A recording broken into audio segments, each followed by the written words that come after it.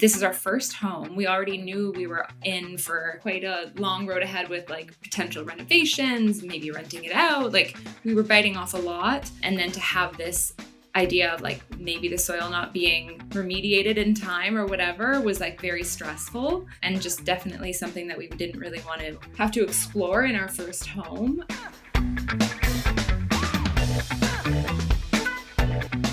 Welcome back to Half Banked. I'm Bethan Moorcraft. And I'm Kadeem Layler. Thanks for joining us for the second episode of our three-part real estate series, The Next Generation of Homebuying. In part 2, we're exploring house horrors and being house poor. We'll be joined by a real estate agent and a home inspector to help us shine a light on what young buyers are dealing with in today's market. They'll point out red flags for the home buying journey and share why getting a home inspection before buying is so important. So let's say you're a millennial who's been able to buy a house. You've beaten the final boss. You've saved up for a down payment, and after some backbreaking labor, you're now moved in.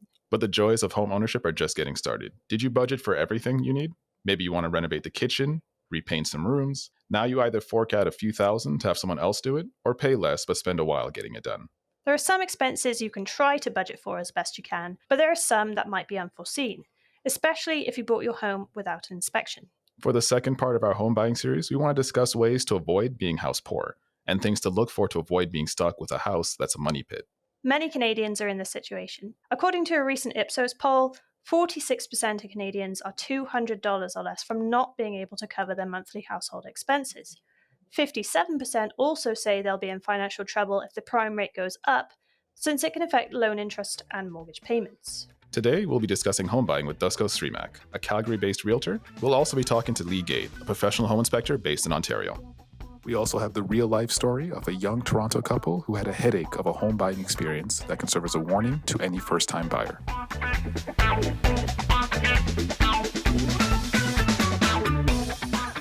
Our first guest is Dusko Sremac, managing partner with the Real Estate Partners at Real Broker based in Calgary. Welcome, Dusko. Thank you guys for having me today. It's great to have you on the show. So, Dusko, across much of Canada, it is harder than ever for first-time home buyers to get on the housing ladder.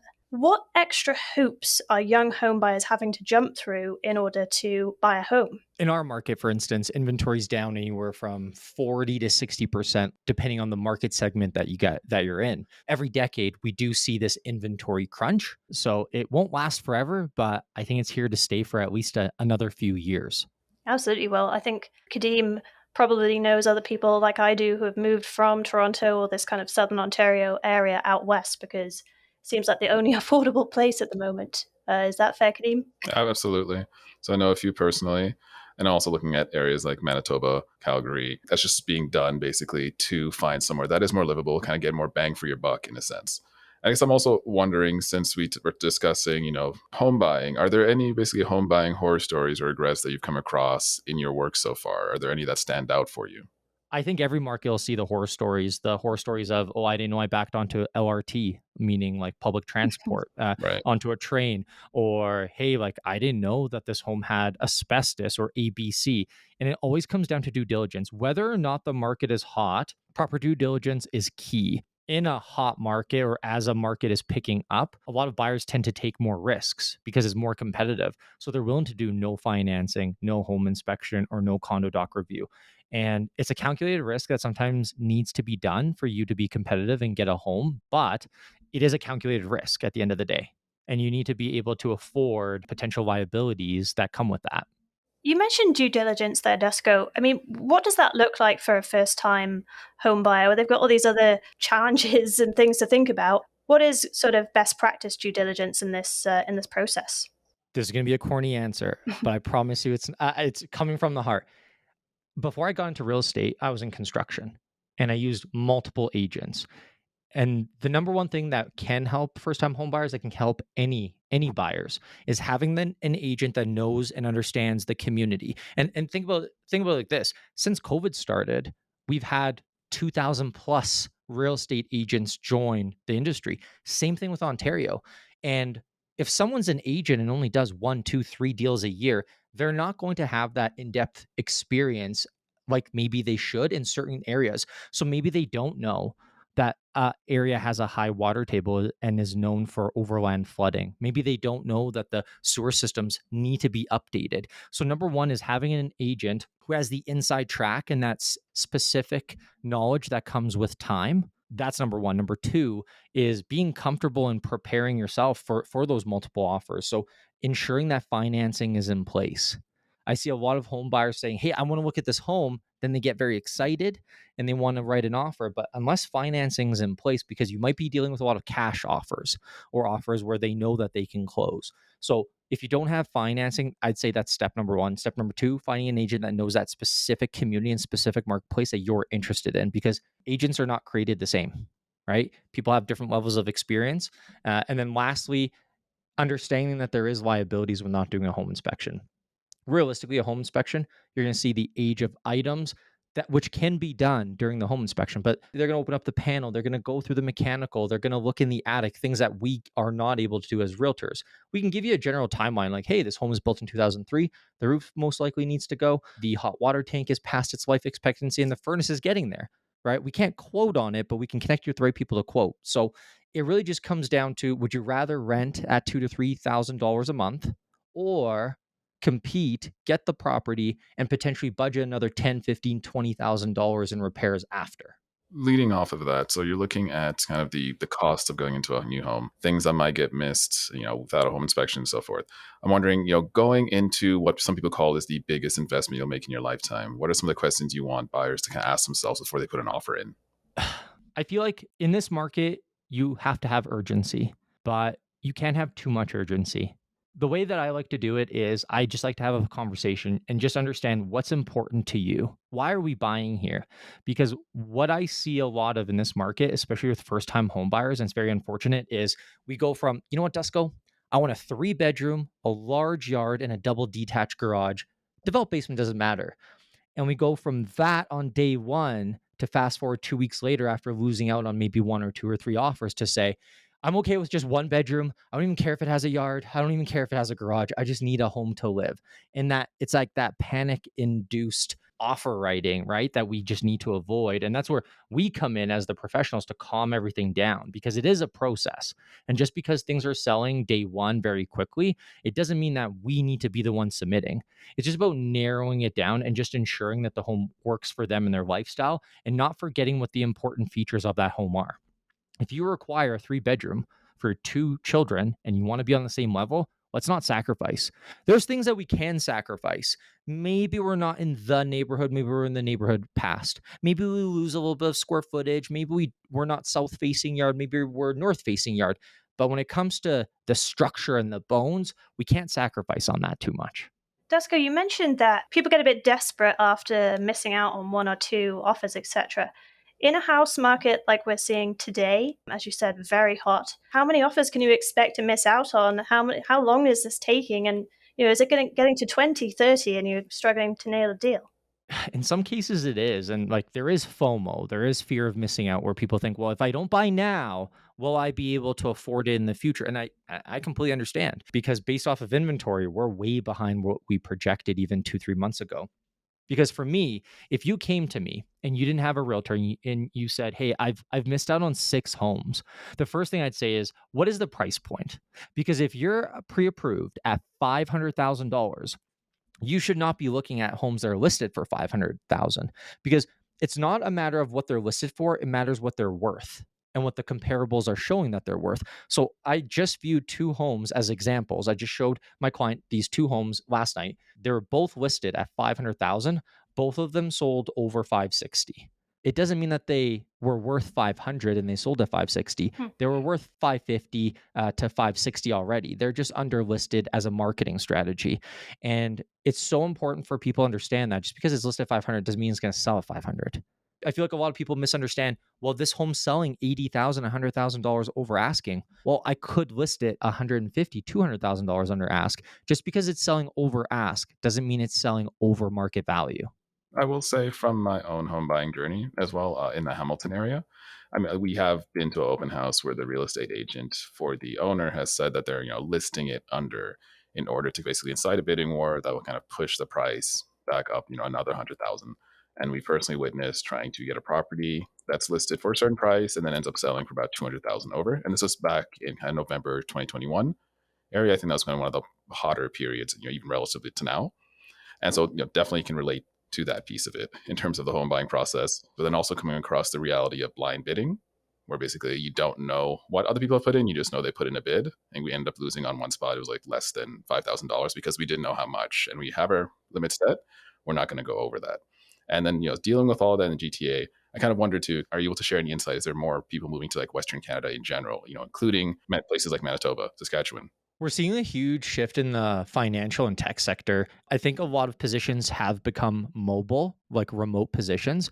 And when you look at an Ontario market and for what you get, like we can still be in a newer build, something built in the last 5 years, let's say infill, 1,800 to 2,000 square feet, anywhere from, 800, 850 to less than $1 million. When you look at the Toronto market, you might be double that, and you're within 10, 15 minutes of downtown, the core. So price wise, we're still significantly less. Yeah, we may miss out on some of the culture that you guys have, obviously because of the population and some of the amenities, but realistically, we have the mountains, clean air. It's a very clean and safe city. We are seeing quite a bit of growth, but the influx of people coming in because of remote living is incredible. Dusko, I'm a renter still. I do not own a home. And that sort of thing really scares me because, I'd probably go into it with a budget and I don't know how far or below the target I am. If I wanted, as a first time buyer, to buy a home without getting into a really tricky, uncertain bidding war, what do I have to do? Okay, this is a tough one. So I can't speak on your market, but I can speak on mine. But this, I guarantee this applies for your whatever market you're in across North America almost. So if you would purchase a home today, do you think that would you lose money or gain money in the next 3 years? What do you think? I mean, I'd like to gain money, but I imagine I would lose money in 3 years. Maybe earn it back in 5, 7. Short term, unless you have a magic ball, nobody knows. But in 10 to 15 years, it's a very safe assumption that you will make money. Nobody can time the market.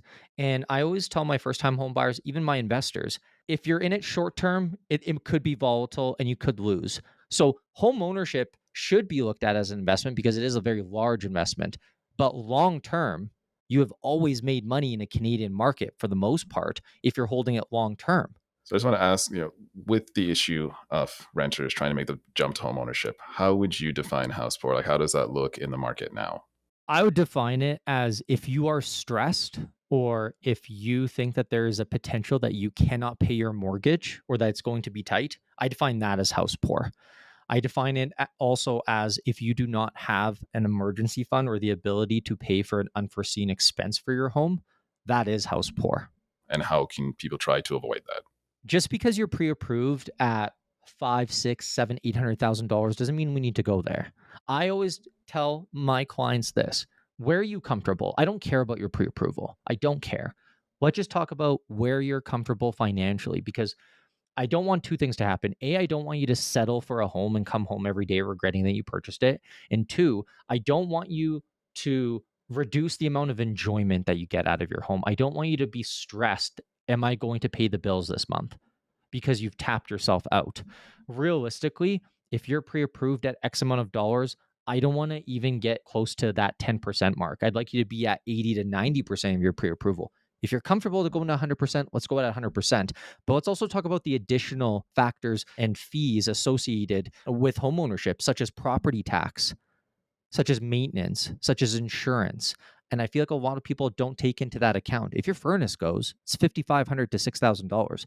If your roof is ready to renew, you're $15,000, $20,000 for repairs. And that doesn't include windows, and that doesn't include unexpected items that could fail early as well. Yeah, there's lots of unexpected home costs for home buyers. I think they are particularly scary for first-time home buyers who've slogged and put the hard graft in to get that down payment. So, Dusko, thank you so much for sharing your insights. It's been a pleasure having you on the show. Thank you, guys.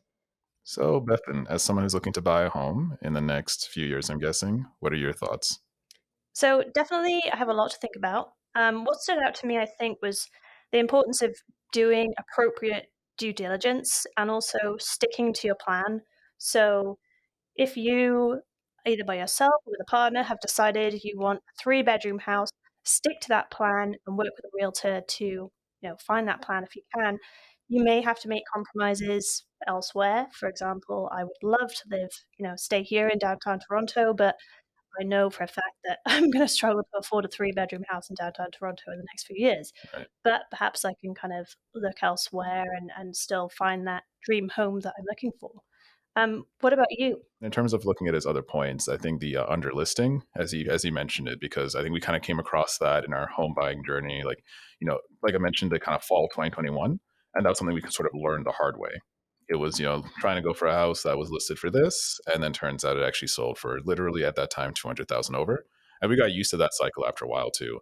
So with our budget, we had to kind of aim for much lower than it in order to basically work out that by the time the bidding war engages and so forth, they're probably going to balloon to this price, and then we're good at that price. Well, this shows just how new I am to this process too, because when he said that, I found that quite shocking. For me, if a bank said, you're approved for $500,000, etc., I would be so excited. I would go and Right. look for houses in that price range, not thinking that I actually need to be looking perhaps below because the true value of houses is being undervalued on the marketplace. Yeah, that was an eye opener for me. Yeah, it is a bit of a kick in the teeth.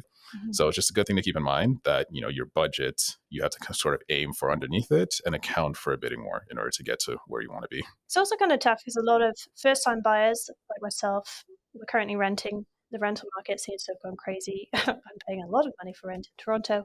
And then when you do get this opportunity to buy a home and you think you can afford one for an X amount of money, but actually, there's going to be a bidding war or the price is actually going to be hiked up X%. It's such a hard thing to plan for when you're, splashing out $2,000 a month on rent or whatever it is. Absolutely. So it's really challenging.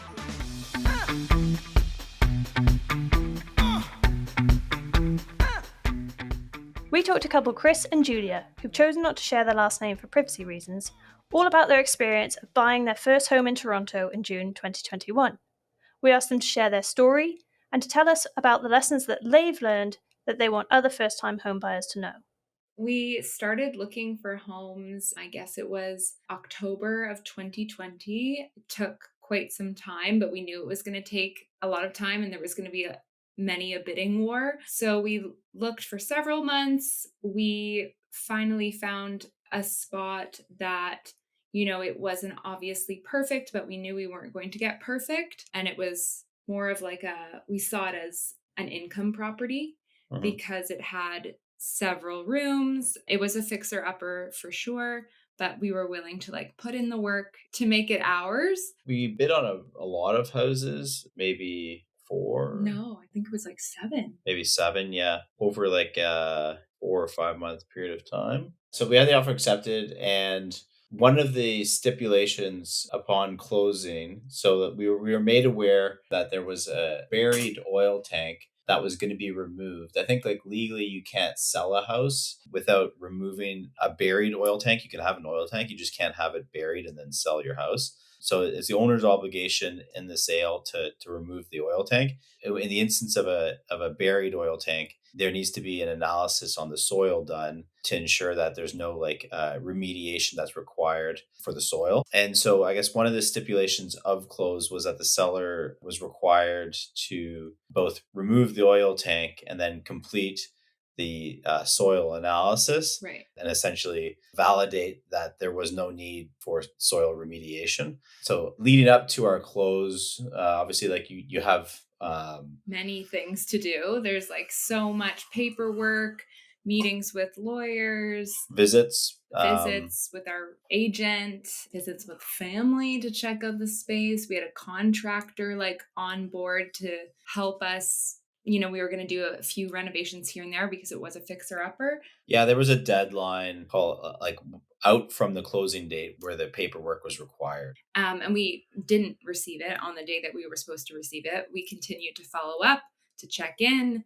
There was a lot of back and forth, not getting a lot. There was a lot of miscommunication. We weren't getting answers, and we were getting quite concerned with the idea of this closing and us not having confirmed if the soil was contaminated or not. And we really didn't want to have to take on this new this is our first home. We already knew we were in for, quite a long road ahead with like potential renovations, maybe renting it out. Like we were biting off a lot. And then to have this idea of like maybe the soil not being remediated in time or whatever was like very stressful, and just definitely something that we didn't really want to have to explore in our first home. Yeah, we chatted with our lawyer, and like Yeah. I guess like the options that were put forth to us were that like you can withhold money at a close relative to the value of the work that you anticipated that was required. I think the challenge for me with that, or for us with that one, was like the scope of the project can really grow on you. Soil remediation can range from like, a couple grand to a couple $100,000, depending on like what's happened. So, if you're paying top dollar in Canada's hottest housing market, like as a buyer, you have very little power, especially at that time. But I think like for us, I think it was important that that wasn't a concern that we had to bear. In a conversation with our real estate agent, we effectively communicated that if they weren't able to provide the paperwork prior to close, we weren't going to close. I took issue with like it being characterized as us having cold feet, whereas like it was a term of a contract that wasn't being met, and in my mind, it's breach of contract. It's not cold feet. So we ended up walking away from this house. It was a very like unique home. Like it wasn't for everyone. And our thought was like, we're walking away. Like this is good. Like we didn't want to take this on. Truly, I think it was like a day later. It was up for sale on House Sigma. We were like, what the hell? And then it sold like within 24 hours. For more. So It was wild. It was so insane. We just took a break. We did take a break, a few months, Yeah. because we were like, that was not okay. The house that we ended up purchasing, I think we had like 3 inspections. But Yes. the amount we've paid on inspections over that time was enough to, put a down payment somewhere. Our story, like on the inspection side, was just like ensuring that the other side honored their obligations as a Yeah. consequence of the inspection. I would like definitely want to have a home inspection, and like if there's an obligation, this is a decision that people have to live with for quite some time. I would definitely recommend that anyone in the buy-in position, even though the market might be favored to the seller at the time, they leverage all of the power that they have, and honestly don't give an inch. And I think like, but on a larger scale, like there's a lot of FOMO, like people are buying houses. You're worried about not getting in the housing market. There's a dynamic at play that's very intense, and that might make you lose sight of the bigger picture, in that like this is the biggest financial decision you'll make in your life, and you need to think about that within this over a spectrum of time, and not make a decision based off of a moment. The market dynamic at a specific point in time isn't a forever thing, and so you need to maintain perspective over time. I think is like a really important thing, and not like just get caught up. Yeah, it's very easy to get caught up. Because you want a house, you want an outcome, and you feel very like you just want to make it work, but executing some patience and like thinking about the bigger picture is really important.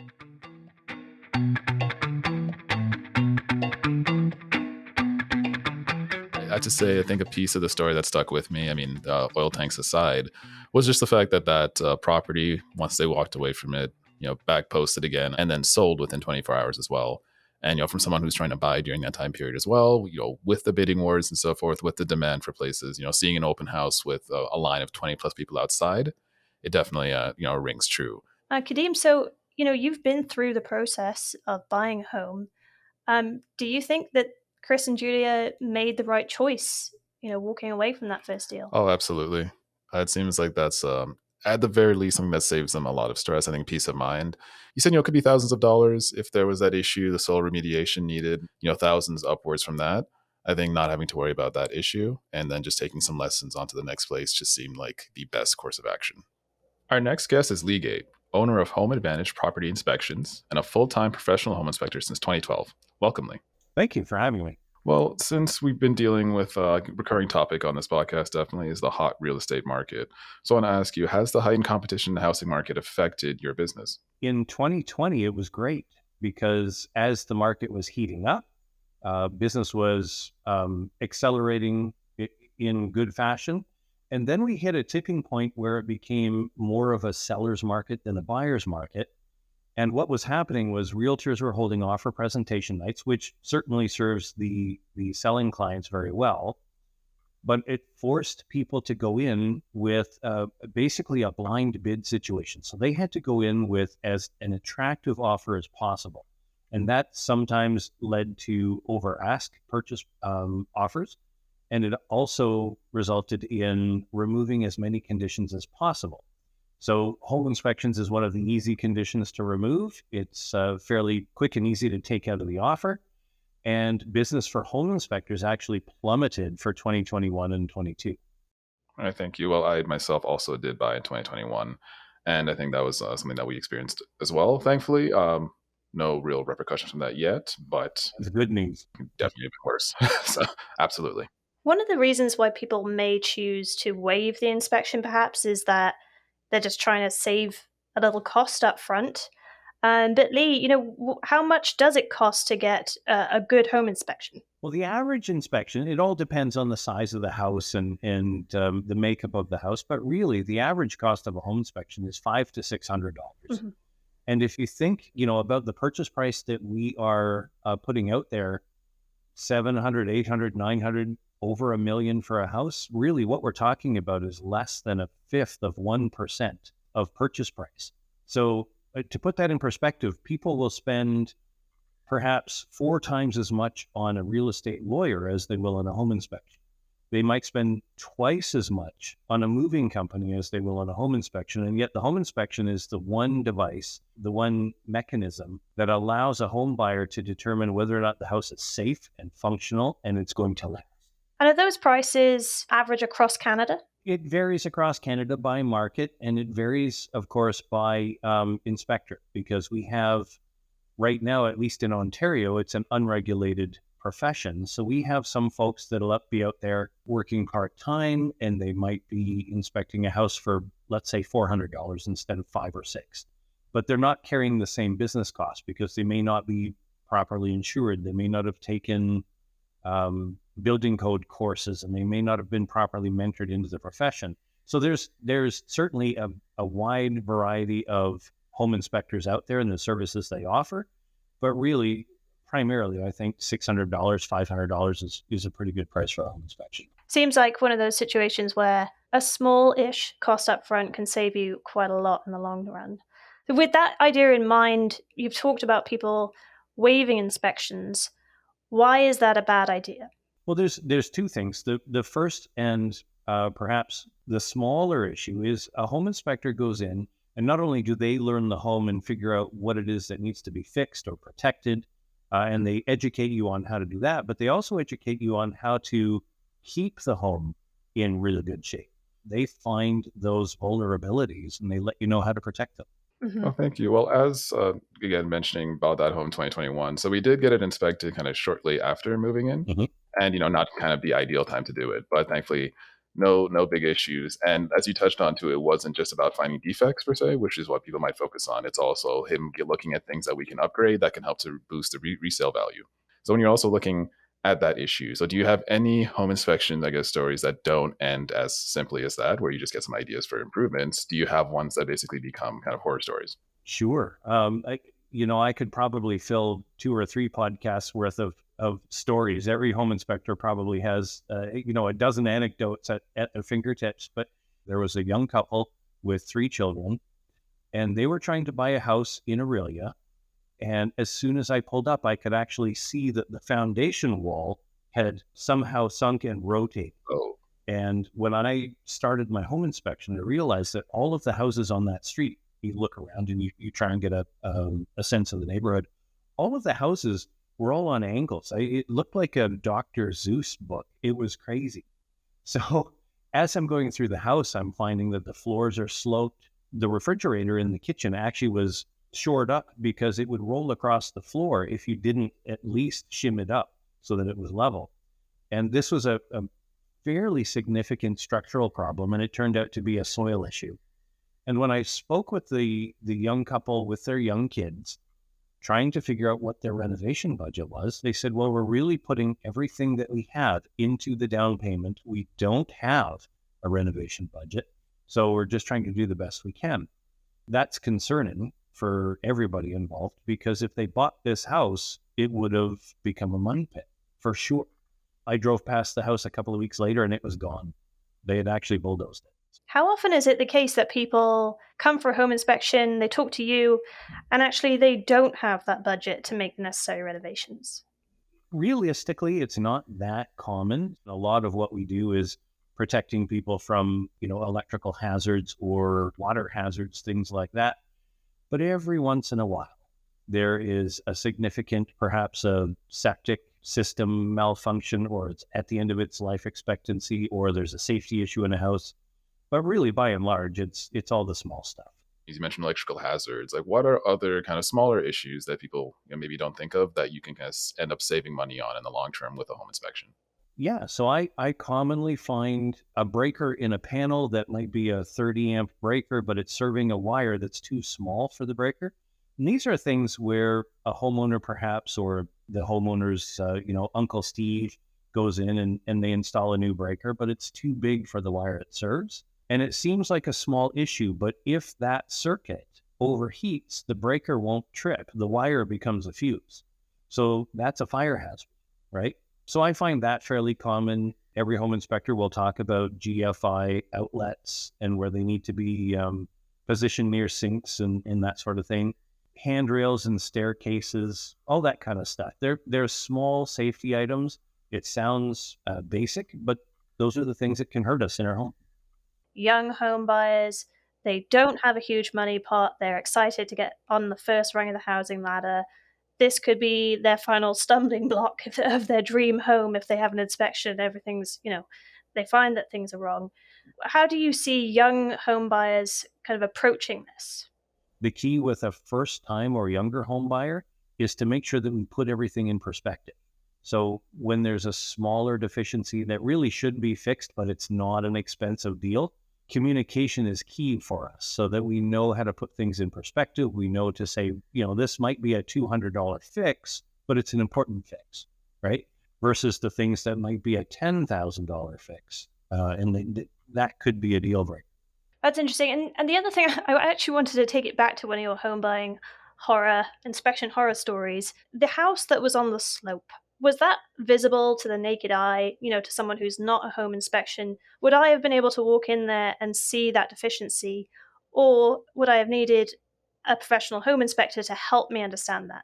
For me, it was completely visible. As soon as I pulled up in my truck, I didn't even get out of the truck yet, and I saw it, and I knew we were in for some trouble. Mm-hmm. But I'm trained in knowing what to look for. So no, for those folks, they had no idea. They knew that the floors were sloped. They didn't know why, and they didn't know what the ramifications were. A properly trained professional home inspector is going to be able to look at a tilted wall or a sloped floor, but they're going to be able to relate it to a window that doesn't work properly or a door that won't close.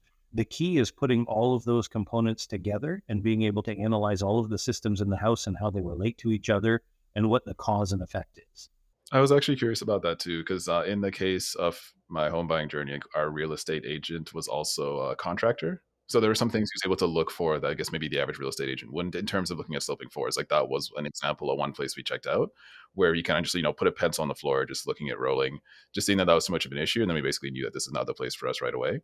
And I guess I'm curious too, because I know that there's some people might do basically bring a home inspector with them, basically on kind of a quick walkthrough as they do a tour.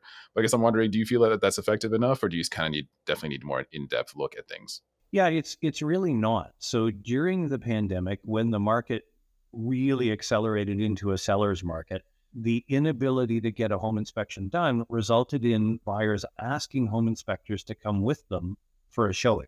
Right. Now, if I'm going into a house, anything under an hour, I'm of no service to a buyer, because really I don't have a chance to get a sense of, like I was saying before, how all of the systems of the house work together. I know that in various markets in Canada, while the pandemic was going on and while the market was a strong seller's market, there were home inspectors that were out there doing 30-minute walkthroughs, a walk and talk consultation, but that doesn't protect the buyer, right? You mentioned earlier that people can use an inspection to keep their home in good working order. Is there any other way that kind of young people, young homeowners, they might be in their first or second home, can kind of keep using inspections to their advantage, through their journey? The big thing, talking about keeping your home safe and healthy, it's all about how to manage all the systems in the home. And that's as simple as, how often do you change your furnace filter? Does your home have a air exchanger? Should those filters be cleaned? How often do you test your smoke alarms? How often do you drain off the bottom of your water heater, because that sediment builds up in the water heater? All of those little things, people really don't, it's not front and center for a lot of people. They go through, they'll fix things that they think are broken, and that's it. But they don't do the preventative maintenance to keep things from actually breaking down in the first place. Yeah, as someone who does not yet own a home, all of these things really scare me.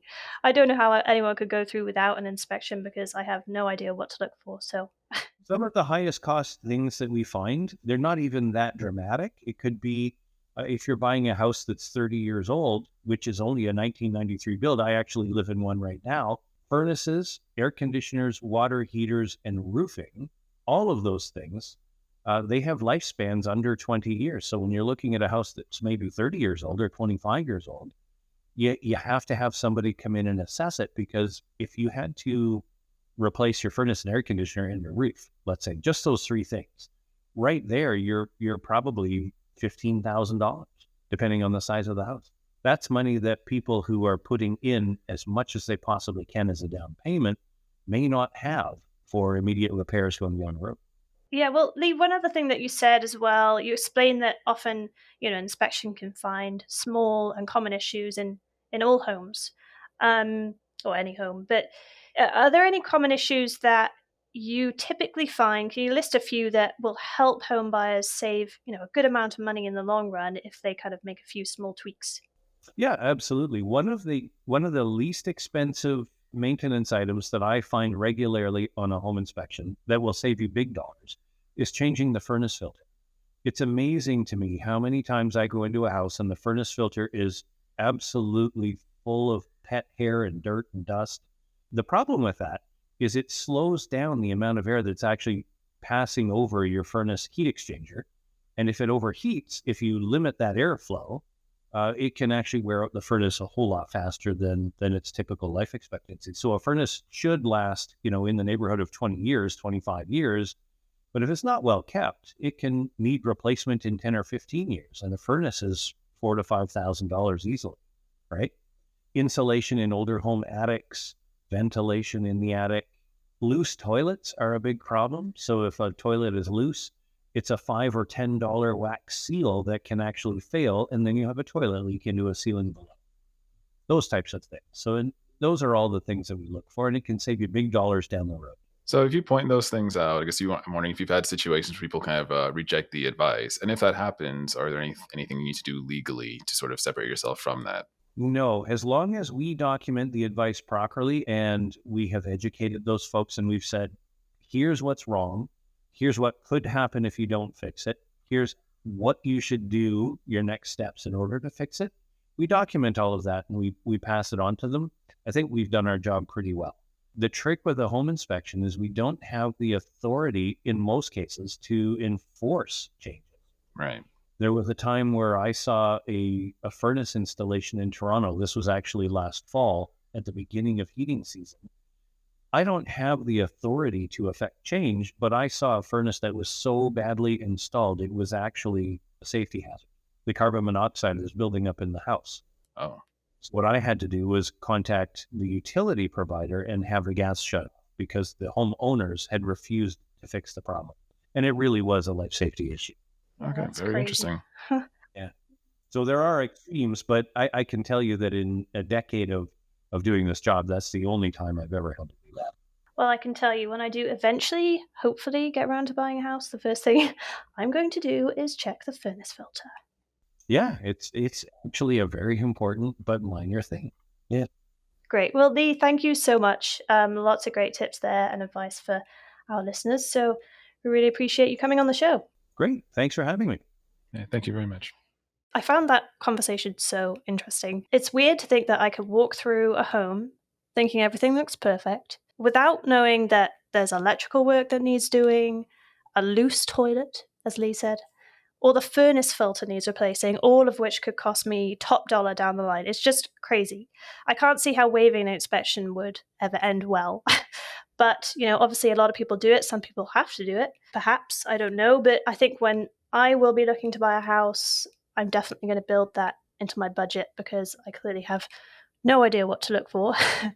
Kadeem, knowing what you now know from that conversation with Leigh, is there anything you would do differently if you were to buy a home again? I mean, definitely home inspection before. That's ideal. Like as mentioned, we did it kind of shortly after, but always better to do before. And it's funny that you kind of mentioned the furnace filter as being a big one, because when the home inspector looked at our furnace filter, the mesh starts off white. It was black by the time we took it out. We've been, dealing with, I think, previous tenants or previous owners who didn't clean it much, plus pets and so forth, all of that. And as you mentioned, that can actually mess up the basic aging of the furnace and cause it to be replaced earlier. So that small thing, which we now have, a schedule for replacing, was just a result of paying, him a few $100s that could hopefully save us thousands. So I guess going in for us as well, another thing that the home inspector warned us of was some electrical work. And then basically getting that rewired sort of earlier on helped to save some potential issues down the road in terms of possible power outages. That issue he mentioned with the fuse and the breaker, having issues there was exactly what we were warned of. And just spending some money on that, not ideal, spending over $500. But then again, getting that fixed then instead of worrying about a fire later, definitely worth it for me. And just one final thing that he said that stood out to me is that it's a largely unregulated industry, the home inspection industry. So I find that interesting because, as someone going into it fresh, not knowing anything, you'd want to know that you're working with the right professional that could give you the right advice and, help you avoid some of these small errors, small things that could cost you big bucks in the long run. So that's definitely something, I'm going to think about when I go into that process and make sure that I'm working with someone who is, a respected professional in the space. Right. And in Leigh's case, he was part of a professional organization. And in the case of the one we used, that was via word of mouth, from someone else who uses services, and then also be able to refer to his website for certifications. And, those are the things you might not think of doing when you just kind of pop into Google search home inspector. Mm-hmm. But I guess because of it's not regulated, there is more kind of onus on you to do more research in order to not basically get screwed over by someone who's not actually qualified to be giving that advice. Mm-hmm. And that actually goes back to what Dusko was saying as well about doing your due diligence. Buying a home is such a big investment. I think a little bit of research, it really goes a long way and can really help in the long run. And that was Half Banked. Be sure to tune in next week for the third part of our real estate series, where we'll dive into alternatives to buying a traditional home, including an interview with someone who's embraced van life.